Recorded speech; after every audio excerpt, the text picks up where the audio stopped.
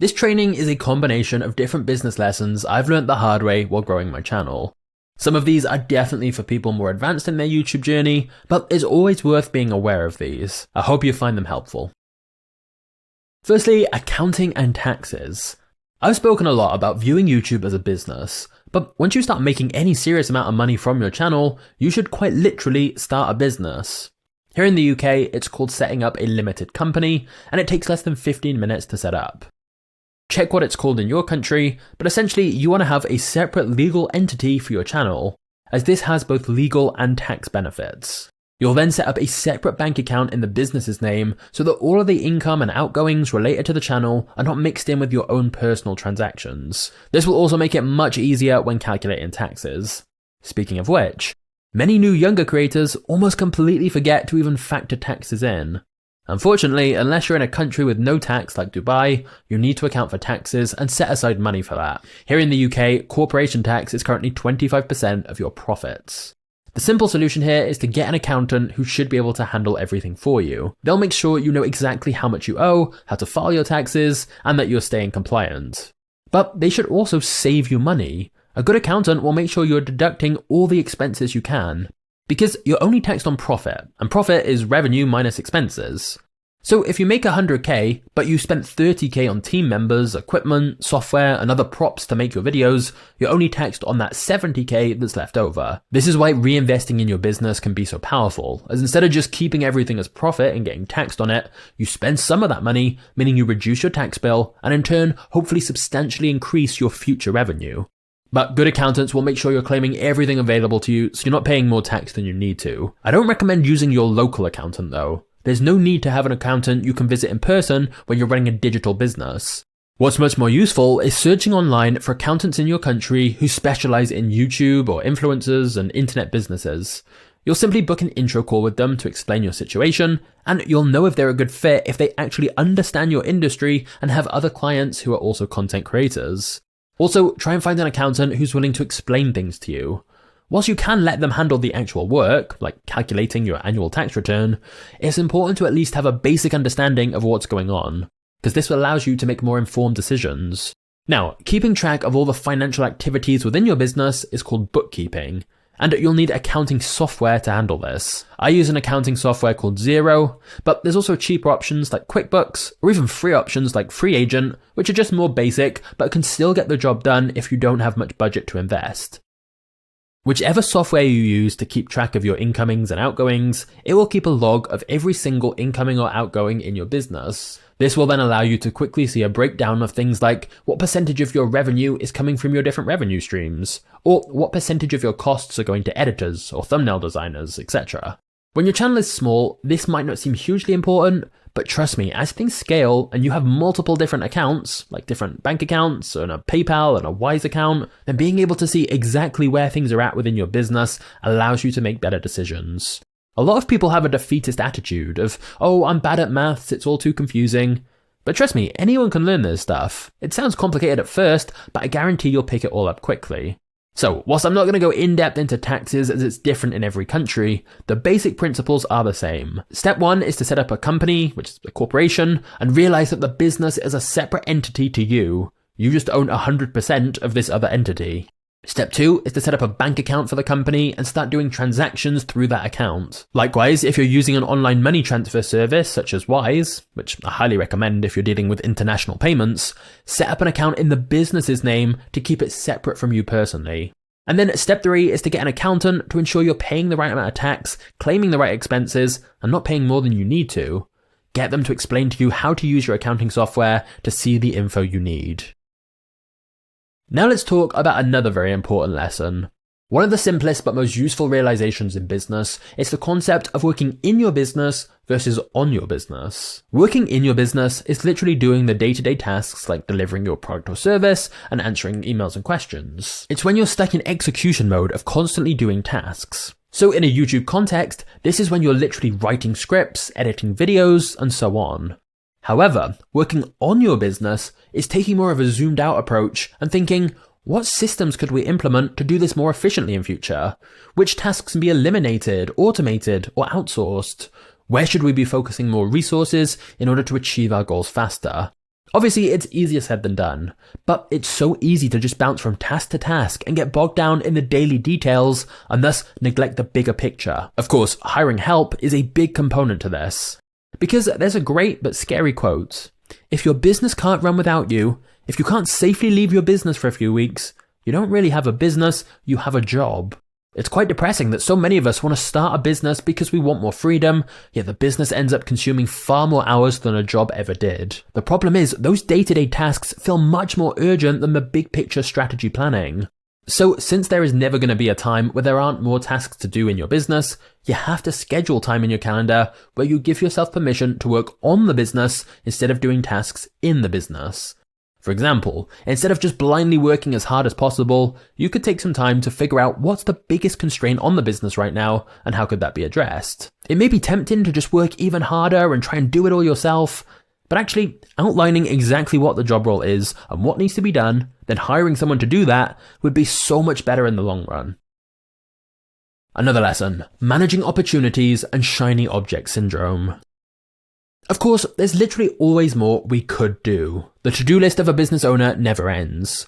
But the whole point of strategy is deciding what is the best thing to do with the limited time, resources, and money we have available. The better you are selecting this and being focused, the more money you'll make and the more successful you'll be.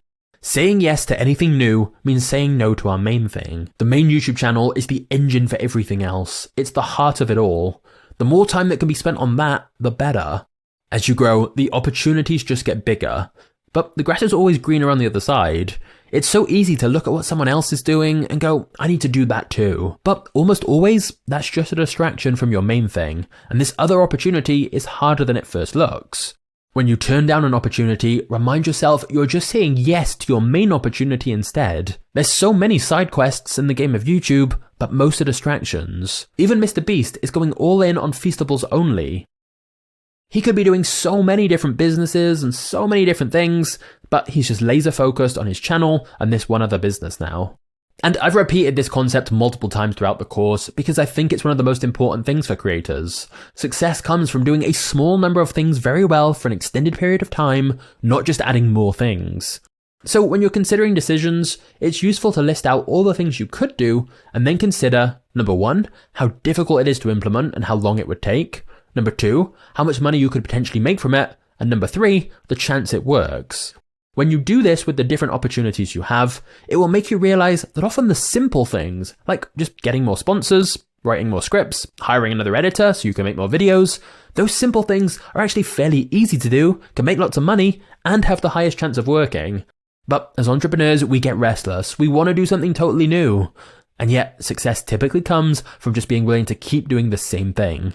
You should be just as proud of all the things you don't do. It takes discipline to remain focused on one YouTube channel. But most of the time, we don't need new stuff, we just need more of what we're already doing. It'll take time, but all the work you put into this one thing compounds. When you start over with anything new, you're all the way back at zero. That's why I've been trying to stress that doing the same thing for an extended period of time is the way to win. The longer you stay in the game, the more your leverage and experience and knowledge compounds. Which brings me to a deadly disease many YouTubers seem to catch. Second channel syndrome. The truth is, it's hard enough to run one channel really well. From a profit perspective, 100% of focus on one channel is likely to make you significantly more money than splitting your focus between multiple channels. You can think of it as spinning plates. As soon as you introduce a second, you're going to take your eye off the other one. This even happens with more experienced creators. A great example was Colin and Samir starting a second channel called Creator Support. It had the exact same value proposition as their main channel. It had the same audience, it was just a different video format. And so the videos got way less views than they would have done if they just posted it on their main channel, as this confused the audience of why there was now this different channel.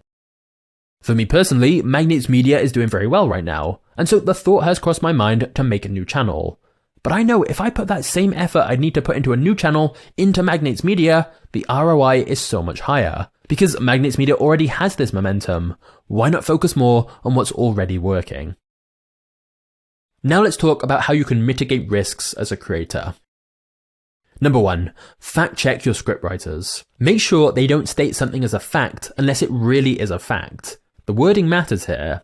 So for example, you can say, X source says such and such, but don't definitively state it as fact unless there's enough proof that you know it's genuinely true. Because you're not going to get sued for saying something that's truthful, but you can be sued for defamation or slander if you can't back up what you're saying. So consider hiring a fact checker to double check yours and your writer's writing so you have an extra layer of protection. When in doubt, just make sure your wording makes it clear you're quoting a source and not stating something as a definitive fact. Number 2, media insurance. In the very unlikely event of needing legal help, knowing you have insurance to claim on to cover the costs will give you a lot of peace of mind. For creators, this is going to be literally called media insurance. You can just look that up and find a policy that seems suitable. But just check the policy carefully to understand what you are or aren't covered for. Number 3, get clear contracts and agreements for everything, and all team members and partnerships. Always assume the worst will happen and plan for that in the contract. Hopefully most of the time you won't need to fall back on that, but just in case, it's best to have it. Number 4, ask the audience to follow you on another platform so you have another way to contact them. Email is especially great as then you own the list and you can contact them anytime without relying on a third-party platform where algorithms can change. Number 5, take some money out of the business. Whilst it is good to reinvest profits, make sure you do pay yourself too. And number 6, build connections with other creators so you have help and support if you need it. If you have some kind of problem, it's really useful having other creators you can talk to about it. Another useful business lesson is the price of success.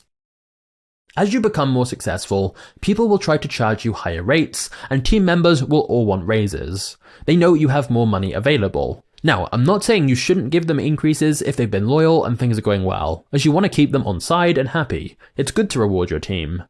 But you need to be very careful here, as I've seen some creators just give in and increase everyone's rates massively, but then if you suddenly have a dip, things become unprofitable.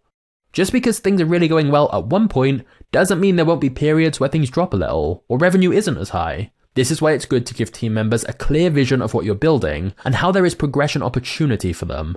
That way they're more committed to the long term rather than viewing it as short term and purely transactional.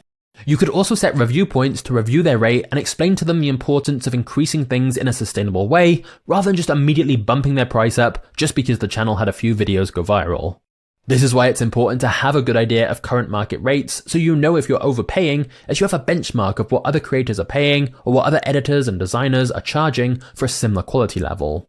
Sure, if it's an A player you love working with and you would hate to lose, it definitely might be worth paying them more so you keep them. But by having a good sense of market rates, and most importantly by having options, which means other freelancers and team members who could also do the same job, it means you don't immediately cave in and massively overpay.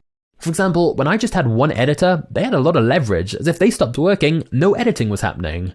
Now I have multiple editors and a list of suitable backup editors, so if one had an issue with the rate and we couldn't resolve it, I have lots of other editors I could turn to, so this puts me in a much stronger negotiating position. Again, I'm all for rewarding the team as the channel grows. It's just really important to make sure you do this in a sustainable way and keep track of your profit margins. And do be aware that the more you make, the more people will try to charge you. And finally, I just want to end with some things that I remind myself that I hope will be useful for you as well. Number 1, time is precious and limited. Spend it wisely. What's actually the priority? What will move the needle the most within the business? A question I ask myself for this is, are you working on a 6 or 7 figure activity? So for example, designing the thumbnail yourself when you could be paying someone to do that for less than $100 is not an effective use of your time. But deciding which ideas to execute on, or hiring an amazing editor to create the videos for you, are examples of much higher ROI activities. The more you can focus on these type of high leverage activities, the more money you'll ultimately make. A lot of success just comes down to working on the right things. Number 2 is a productivity hack. Spending time getting ready to work is a waste of time.